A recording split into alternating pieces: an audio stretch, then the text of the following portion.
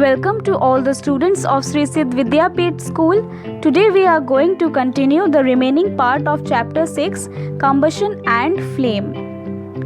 So now we are going to study today harmful effects of burning fuels. तो कुछ harmful effects हम लोगों को होते हैं जब हम लोग fuels को burn करते हैं. तो वो effects क्या क्या हैं? First one is carbon fuels like wood, coal and petroleum release ash and fine unburnt carbon particles in the air, which can cause respiratory diseases like asthma. These fine particles are referred to as suspended particulate matter (SPM). तो carbon fuel जैसे कि would मतलब लकड़ी, कोल या फिर petroleum को अगर हम लोग जलाते हैं तो वो क्या रिलीज करते हैं? कुछ ऐश रिलीज करते हैं और अनबर्न्ड कार्बन पार्टिकल्स एयर में रिलीज करते हैं जो हमें कुछ रेस्पिरेटरी डिजीजेस जैसे कि एस्थमा हमें अफेक्ट कर सकता है, हमें कॉज कर सकता है. और उसके साथ कुछ फाइन पार्टिकल्स भी ये जो फाइन पार्टिकल्स जो अनबर्न्ड कार्बन पार्टिकल्स एयर में वो लोग रिलीज करते हैं ड्यूरिंग बर्निंग, उस पार्टिकल्स को क्या बोला जाता है? Suspended particulate matter means SPM. Second one is incomplete combustion of fuels such as coal, gasoline and other fossil fuels releases carbon monoxide gas, which is very poisonous and can kill people sleeping in the room where coal is burning. CO combines with hemoglobin in our blood to form carboxyhemoglobin CO, okay, and renders it incapable of transporting oxygen. These fuels also release unburnt hydrocarbons, many of which are carcinogenic means causes cancer and pose serious health hazard. तो कुछ fuels के incomplete combustion मतलब जो पूरा अगर नहीं जले, incomplete combustion का प्रोसेस चले कोल में, गैसोलीन में या फिर अदर कोई फॉसिल फ्यूल्स में, वो क्या फिर रिलीज करते हैं? कार्बन मोनोऑक्साइड गैस रिलीज करते हैं जो कि बहुत ही पॉइजनस है. और एक आदमी जो रूम में सो रहा है अगर वहाँ पे कोल जला दें तो अगर अनबर्न्ड इनकम्प्लीट कंबशन हो तो वो आदमी मर सकता है. ओके, कार्बन मोनोऑक्साइड हीमोग्लोबिन के साथ, हमारे बॉडी में जो हीमोग्लोबिन है, ब्लड में जो हीमोग्लोबिन है उसके साथ वो मिक्स कंबाइन करके क्या हो जाता है? कार्बोक्सी हीमोग्लोबिन हो जाता है. और ये जो फ्यूल्स क्या रिलीज करते हैं? कुछ अनबर्न्ड हाइड्रोकार्बन्स रिलीज करते हैं जो कि क्या है? कार्सिनोजेनिक मतलब कैंसर कॉजिंग कुछ सेल्स हैं, कैंसर कॉजिंग है.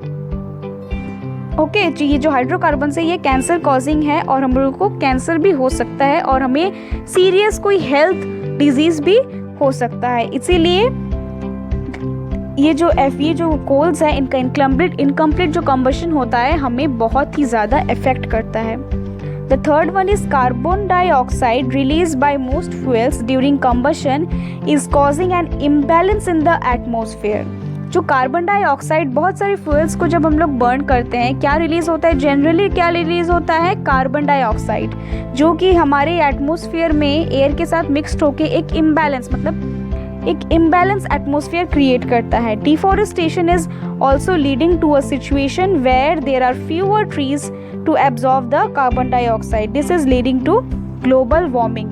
तो डिफॉरेस्टेशन हो रहा है इसीलिए आजकल क्योंकि ज़्यादा से ज़्यादा लोग इंडस्ट्रीज़ बना रहे हैं, घर बना रहे हैं और क्या कर रहे हैं? पेड़ को काट दे रहे हैं, मतलब पूरे ट्रीज़ को काट दे रहे हैं. और हमें ये पता है कि ट्रीज़ हमें क्या देते हैं? ऑक्सीजन देते हैं और वो बदले में ये कर लेते हैं, एब्जॉर्व करते हैं कार्बन डाइऑक्साइड. अगर पेड़ कार्बन डाइऑक्साइड एब्जॉर्व नहीं करेंगे तो कार्बन डाइऑक्साइड एयर में ऐसे घूमता रहेगा और जो कि हमें बहुत नुकसान पहुंचाएगा.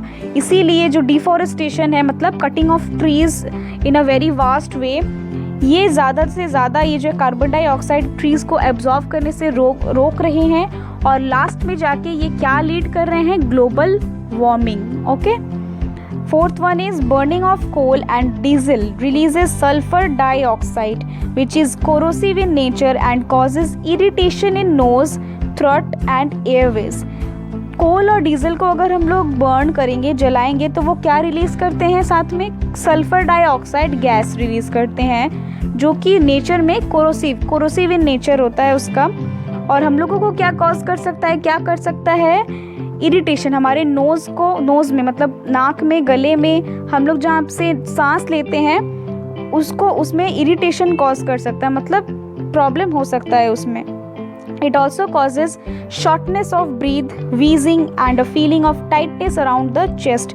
और वो हमारे जो ब्रीथ करने का जो एक मेंटेन है वो उसमें कमी ला देगा, और हम लोग वीज करेंगे, मतलब खांसेंगे बहुत, और हम लोग ऐसे भी फील कर सकते हैं कि जैसे हमारे चेस्ट को किसी ने टाइट से पकड़ा हुआ है। मतलब ब्रीदिंग करने में मेनली हम लोगों को बहुत प्रॉब्लम होगा। रेस्पिरेटरी डिजीजेस हो सकता है।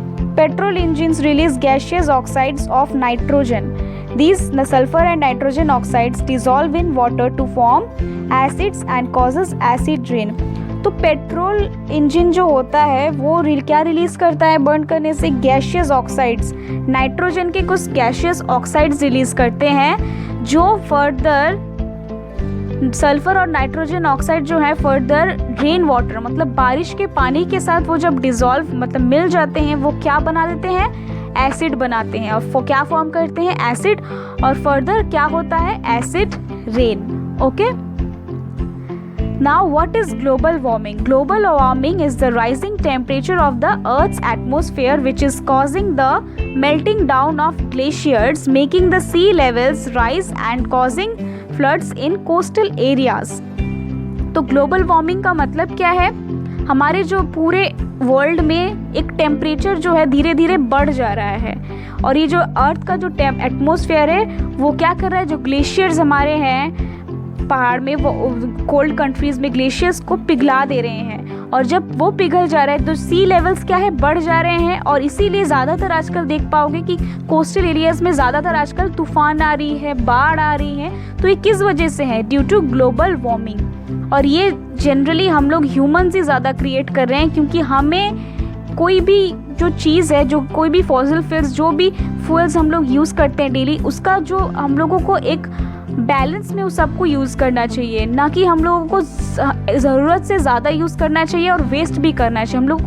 हम लोगों को हर चीज़ बैलेंस करना चाहिए, और ज़्यादा से ज़्यादा पेड़ लगाने चाहिए ताकि पेड़ कार्बन डाइऑक्साइड को अब्जॉर्ब कर सकें।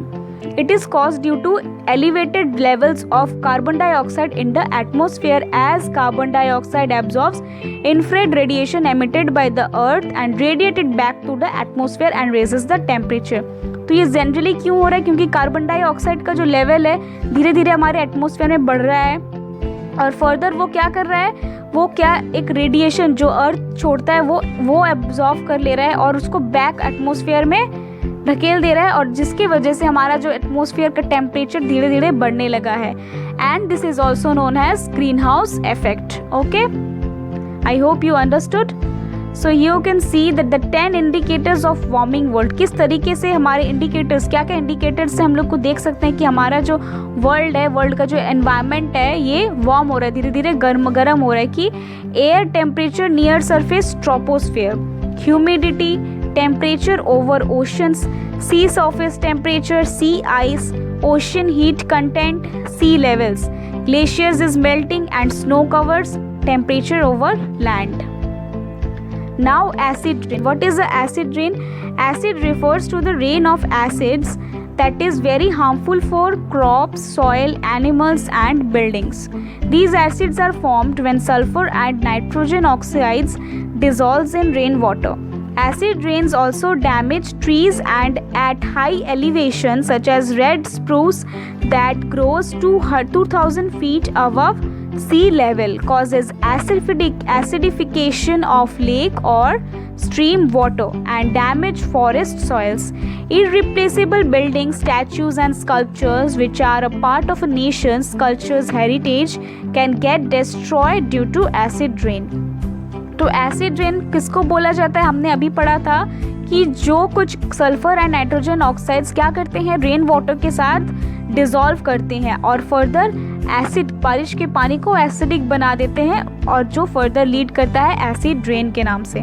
तो जो एसिड रेन्स किस किस को डैमेज कर सकते हैं? ज़्यादातर ट्रीज़ को डैमेज करते हैं, बहुत सारे ट्रीज़ को डैमेज करते हैं। और वो क्या करते हैं? एसिडिफिकेशन, जो हमारे जो तालाब का पानी, ओशन का पानी, झील का पानी, वो सारे पानी को डैमेज कर रहा है, हमारे क्रॉप्स को डैमेज करता है, सॉइल्स, एनिमल्स, बिल्डिंग, ये सारी चीज़ों को वो डैमेज करता है। और जो बिल्डिंग, स्टैचूज, स्कल्पचर्स हैं, उसको भी वो एसिड रेन डैमेज कर रहा है। जैसे कि आपने ऑब्वियसली रिसेंटली न्यूज़ सुना ही होगा कि जो ताजमहल है वो धीरे धीरे उसका कलर जो है वो एकदम फेड होने लगा है। ये क्यों हो रहा है? Due to acid rain. Okay, here you can see that how sulfur dioxide and nitrogen gas get mixed up with the air molecules and further forms acidic, and further it forms acid rain, and it affects our sea, underground sea animals also. Why do we not burn wood anymore? क्यों हम लोगों को would जो है, मतलब लकड़ी जो है, हमें क्यों जलाना नहीं चाहिए? Wood is a low-cost fuel and is easily available. By burning, it releases a lot of smoke, which causes respiratory problems. Moreover, cutting off trees for wood as fuel also leads to deforestation. Hence, people now prefer to use coal or LPG as fuel instead. तो wood क्या है? एक बहुत ही कम पैसों में एक fuel है जो कि इजीली अवेलेबल है, लेकिन अगर इसको हम लोग जलाएंगे तो ये इसका जो स्मोक है हम लोगों को बहुत रेस्पिरेटरी प्रॉब्लम्स कर सकता है। और वुड जो जलाएंगे वो जनरली किस लिए जलाएंगे? क्योंकि हम लोग एक पेड़ काट रहे हैं, मतलब एक डिफॉरेस्टेशन का एक जो है एक उसको बढ़ा रहे हैं। पेड़ को कार्बन डाइऑक्साइड नहीं अब्जॉर्ब करेंगे तो हमारे एटमॉस्फेयर में बहुत उसका एक बहुत ही डिसएडवांटेज होगा। इसीलिए हम लोगों को क्या यूज़ करना चाहिए? या फिर कोल या फिर LPG यूज़ करना चाहिए। Why should we use CNG as a automobile fuels? हम लोगों को पेट्रोल और डीजल की जगह CNG क्यों यूज़ करना चाहिए गाड़ी के फ्यूल्स के लिए? क्योंकि CNG is a cleaner fuel. CNG एक बहुत ही साफ फ्यूल है और वो पोल्यूशन भी बहुत कम करता है पेट्रोल और डीजल से। इसीलिए हम लोगों को CNG पावर्ड व्हीकल्स ही ज़्यादातर इस्तेमाल अभी करना चाहिए। How to conserve fuels? हम लोग कैसे फ्यूल्स को कंजर्व कर सकते हैं, बचा कैसे सकते हैं? To conserve fuels we should collect all materials required while cooking at one place before switching on the gas. कैसे हम लोग बचा सकते हैं कि हम लोग जो खाना बनाने का जितना भी सामान है एक जगह रख सकते हैं, उसके बाद एक साथ खाना बना सकते हैं, ताकि हम लोग जब खाना बनाए गैस ज़्यादा न जले और जल्दी जल्दी हम लोगों का खाना बन जाए, गैस भी कम यूटिलाइज हो। Check the pressure of tyres regularly. Tyres मतलब जो गाड़ी के जो टायर्स हैं उसका जो प्रेशर है हम लोगों को रेगुलरली चेक करते रहना चाहिए। Choose walking over using cars और motor bikes for short distances. And also student, cycling is best. तो रैदर हम लोग गाड़ी यूज़ करें, उससे बेटर है कि हम लोग पैदल चले या फिर साइकिल्स यूज़ करें जो हम लोगों को पॉल्यूशन नहीं क्रिएट कर रहा है। Use public transportation for travelling instead of private vehicles. तो अपना जो प्राइवेट व्हीकल्स है उसको कम यूज़ करना चाहिए, ज़्यादातर हम लोग को पब्लिक ट्रांसपोर्ट ही यूज़ करना चाहिए ताकि पोल्यूशन कम हो। So students, the chapter has ended. I hope you all find this chapter very interesting and very knowledgeable, because this chapter teaches us that how we are facing a very difficult problem in this world, because the pollution, all levels of pollution are increasing day by day, which are leading global warming, greenhouse effect, acid rains, these types of disasters. Okay, सो हमें ज़्यादा से ज़्यादा अपने environment की रक्षा करनी चाहिए और ज़्यादा से ज़्यादा ये जो चीज़ें हैं, ये जो फ्यूल्स हैं, यूज़ कम करना चाहिए। पोल्यूशन लेवल को हम लोग ही सिर्फ कंट्रोल कर सकते हैं, कोई और नहीं कर सकता। इसीलिए हम लोगों को ध्यान में रखना चाहिए कि हमारे जो फर्दर जनरेशन में जो आएंगे उनके लिए हम एक अच्छा स्वस्थ एनवायरनमेंट छोड़ के जाएं। ठीक है, so students, right all the notes in your fair copy, learn the notes and read the chapter thoroughly. Okay, we are going to meet soon with the exercise part of this chapter in the next class. Thank you, students.